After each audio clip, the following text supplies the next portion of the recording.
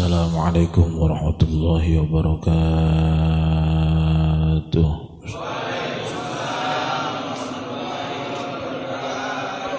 Al-Fatihah. A'udzu billahi minasyaitonir rajim. Bismillahirrahmanirrahim. Alhamdulillahirabbil alamin. Ar-Rahmanir Rahim. Maliki yaumiddin. Iyyaka na'budu wa iyyaka nasta'in. Ihdinas siratal mustaqim. Siratal ladzina an'amta 'alaihim ghairil maghdubi 'alaihim waladdallin. Rabbighfirli. Amin.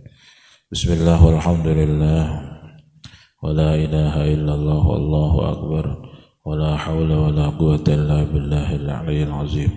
Allahumma salli wa sallim wa barik ala sayyidina wa maulana Muhammadin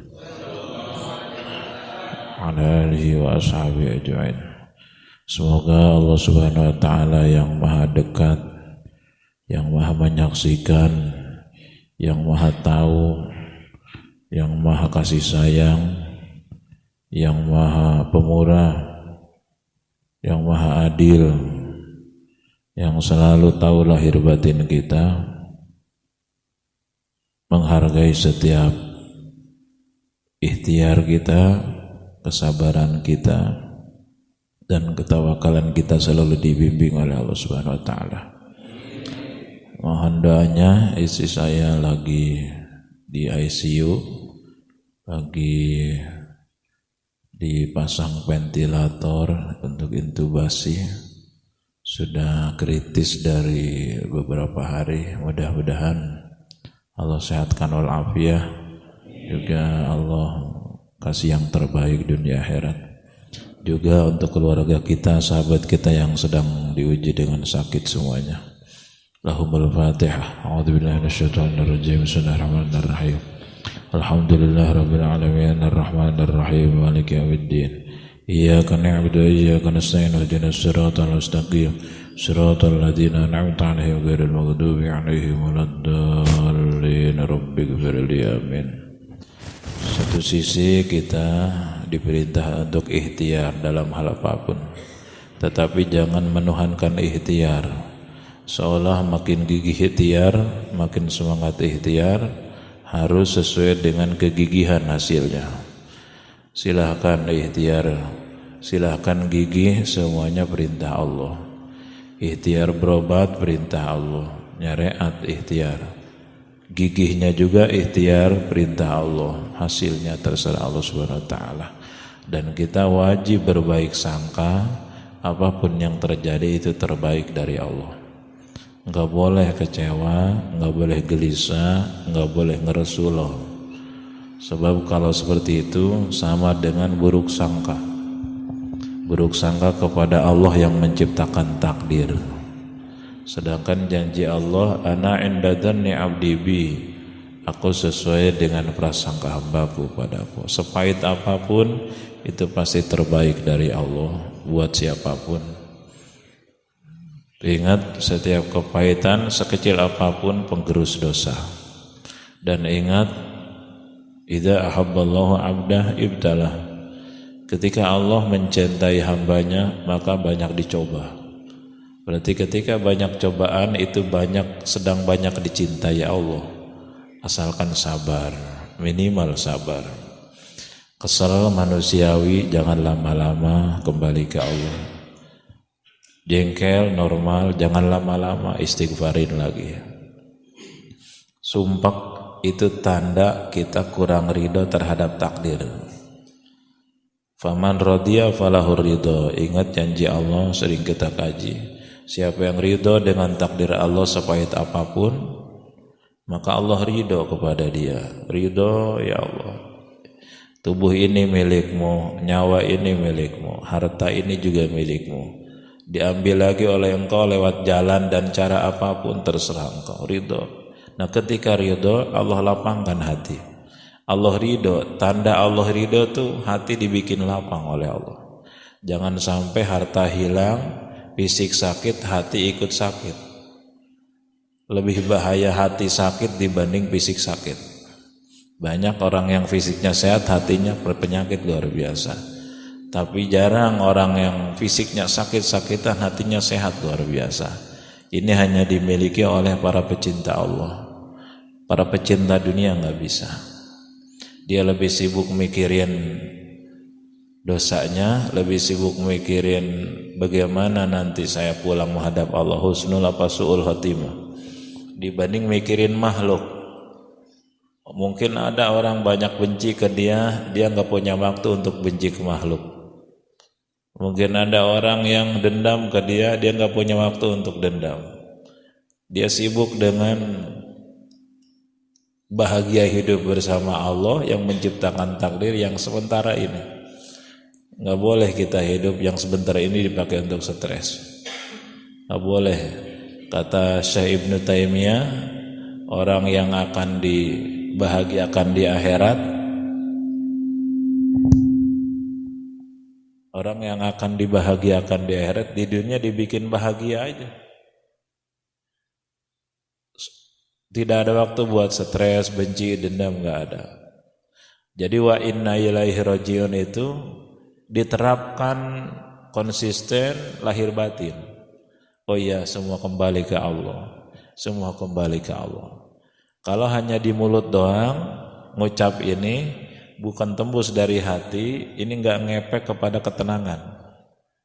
Orang yang ngucap mulut tapi sumbernya dari hati, wa inna ilaihi rajiun. Jangankan hartaku, kedudukanku, jabatan, anak, istri, suami, bahkan nyawa dan raga ini pun kembalinya ke Allah lewat kejadian apapun. Makin kental merasa kepemilikan, akan makin sakit ketika diambil. Makin merasa dalam tanda kutip, merasa. Semua orang tahu itu titipan, tapi yang merasa jarang. Sehingga ketika diambil stres dia. Makin merasa bahwa ini hanya titipan, Allah ambil lewat kejadian apapun titipannya, dia longgar aja hatinya. Dan ini tidak mudah. Ini hanya dimiliki oleh para aulia yang Allah janjikan dalam Quran, ala inna auliya Allah la khaufun alaihim wa lahum yahzanun. Ketahuilah bahwa para kekasih Allah, para pecinta Allah, para wali-wali Allah tidak akan pernah takut, tidak akan pernah sedih dengan dunia ini.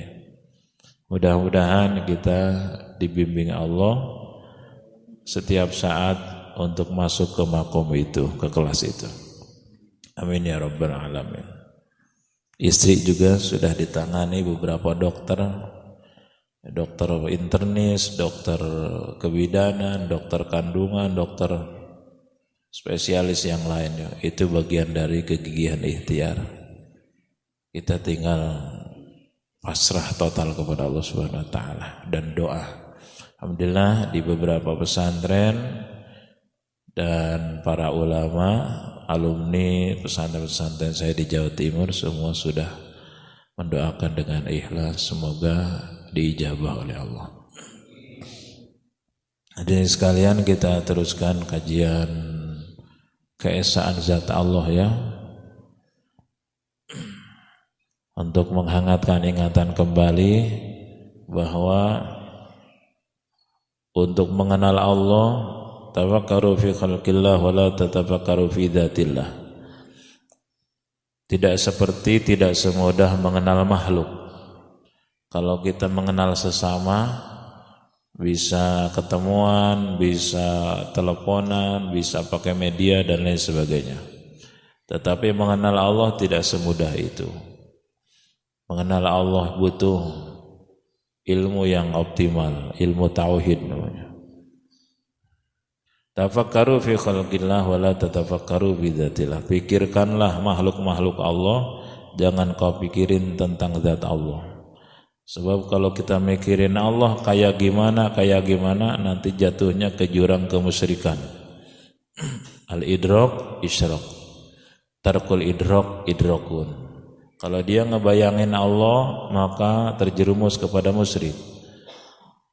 Tarkul idrak idrakun. Kalau sudah bersih hati dan pikiran kita dari ngebayangin Allah kayak gimana, berarti dia sudah mengenal Allah. Sebagaimana yang lalu, jadi kalau kita mau kenal Allah, kenali makhluk. Secara umum makhluk terbagi dua ya. baik makhluk nyata maupun makhluk gaib. Satu, golongan zat. Dua, golongan sifat, jauhar dan aron. Golongan zat terdiri dari 5 unsur, sebagian 3, sebagian 5. Ada bahan, ada bentuk, ada fisik. Gabungan dari bahan dan bentuk menjadi fisik. Fisik manusia, fisik pohon, fisik bangunan, fisik apa aja, fisik langit, bumi dan sebagainya. Kenapa berfisik, berjasmani? Karena berbahan dan berbentuk. Sebagian makhluk dilengkapi dengan nafsu dan akal. Allah tidak butuh fisik, jangankan fisik, bahan dan bentuk pun enggak butuh. Makanya jangan dibayangin Allah ngejublek, ngebelek-belek, ngejentul, ngejogrok, nongkrong berfisik. Awas rumus kita, jangan lupa yakini Allah ada, namun apapun yang terbayang, yang seolah mengaku dirinya sebagai Tuhan, Allah tidak seperti itu. Enggak ada sepertinya Allah mah. Ini dijelasan Allah, laisa kamitslihi syai'un. Apapun tidak ada yang menyamai Allah. Dan Allah tidak menyerupai apapun. Wa huwas sami'ul basir. Dan Dia Maha mendengar, Maha melihat. Mendengarnya pun enggak butuh telinga, enggak butuh mata melihatnya. Yakini Allah ada, namun apapun yang terbayang, Allah tidak seperti itu. Sebagian makhluk Allah ciptakan, Allah lengkapi dengan nafsu dan akal sebagaimana sudah kita kaji.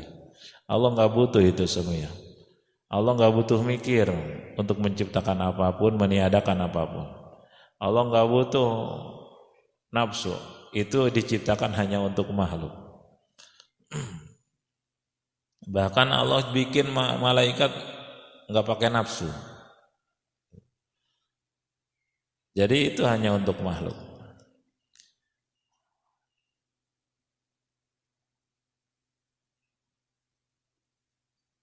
Akal ini terbagi 2 kemarin. Satu akal tabi'i, insting. Ini diberikan oleh Allah kepada anak-anak yang belum akil balik, binatang. Semua ini berfungsi hanya untuk keselamatan fisiknya. Yang kedua akal gorizi. Kalau akal tabi'i, insting, itu hanya untuk keselamatan fisik. Tidak bisa dipakai untuk mengenal Allah, tidak bisa dipakai untuk mengenal kebenaran, mengenal ya hak dan batil, yang benar yang salah. Akal gorizi inilah akal yang kata ulama nurun ruhaniyun fi qalbin tudraku bihil ulumud daruriyah wan nazariyah. Akal itu bagian dari makhluk ciptaan Allah. Akal itu laisa halan wala mahalan wala murakaban minhuma. Allah ciptakan akal itu tidak berbahan. Apa bahannya akal? Enggak ada bahannya. Wala mahalan juga enggak ada bentuknya seperti apa. Wala murakaban minhuma, dan tidak tersusun dari bahan bentuk sehingga tidak berfisik akal itu. Berarti metafisik. Tidak fisik berarti fisikis. Nah, nurun ruhaniyun, ulama menjelaskan akal itu cahaya yang abstrak. Kalau ini kan konkret nih cahaya ya. Cahaya lampu konkret. Cahaya api konkret. Ini abstrak cahayanya juga.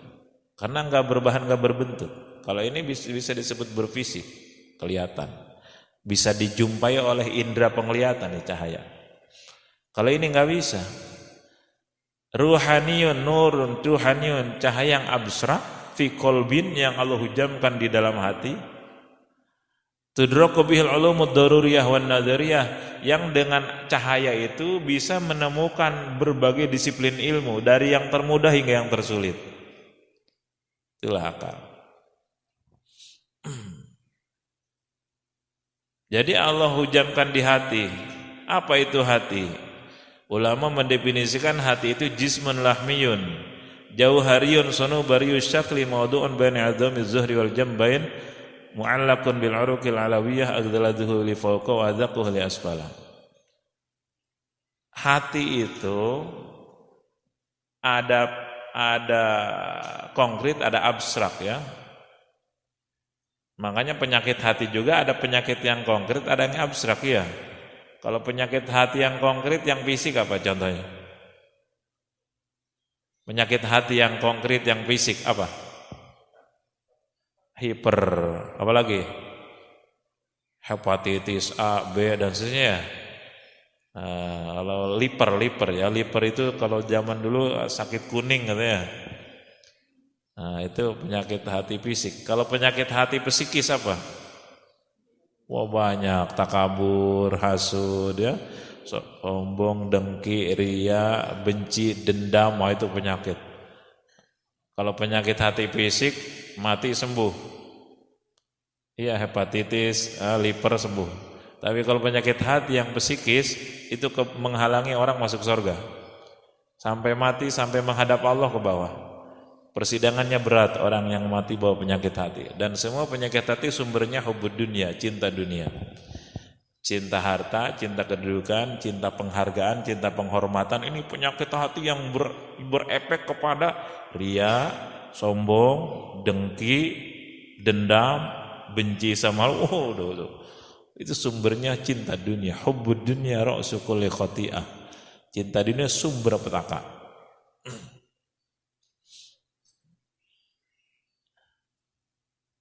Semua manusia punya cinta dunia kecuali para rasul. Para wali Allah punya, cuman kalau para wali Allah dikendalikan, dilawan. Kalau orang biasa banyak yang diperturutkan.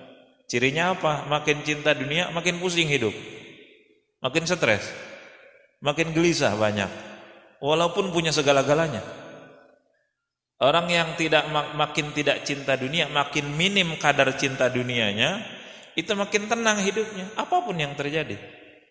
Gitu. Berbanding lurus ketenangan hidup itu dengan zuhud. Zuhud itu lawan dari cinta dunia. Walaupun mungkin dia enggak punya apa-apalah. Mungkin hanya makan juga hanya bisa hari ini, besok tahu dapat tahu enggak. Tapi hatinya sehat. Tenang aja, Allah bikin begitu. Atau mungkin kata orang panik, stres karena sakit-sakitan. Padahal hatinya sedang sibuk mensyukuri sakitnya karena terbayang ini dosa berguguran. Gitu, sehat hatinya. Kalau kita kebanyakan hati sehat, fisik sehat, hati secara rakit gitu. Karena ini wajah-wajah stres ini. Tadi juga nunggu lama kayaknya udah mulai stres. Karena enggak ingat akhirat. Kalau ingat akhirat, ya Allah, nunggu maksiat aja saya suka sabar. Ya, ini kok dangdut belum mulai juga ini. Kapan artisnya datang nih? Tunggu sekian jam nunggu kayak gitu. Tapi nunggu pengajian mah jarang tuh kayak begitu. Ya Allah, ini kesel. Pasti engkau menghargai rasa kesal ini dengan pengguguran dosa. Sibuk zikir, sibuk istighfar, tadarus gitu.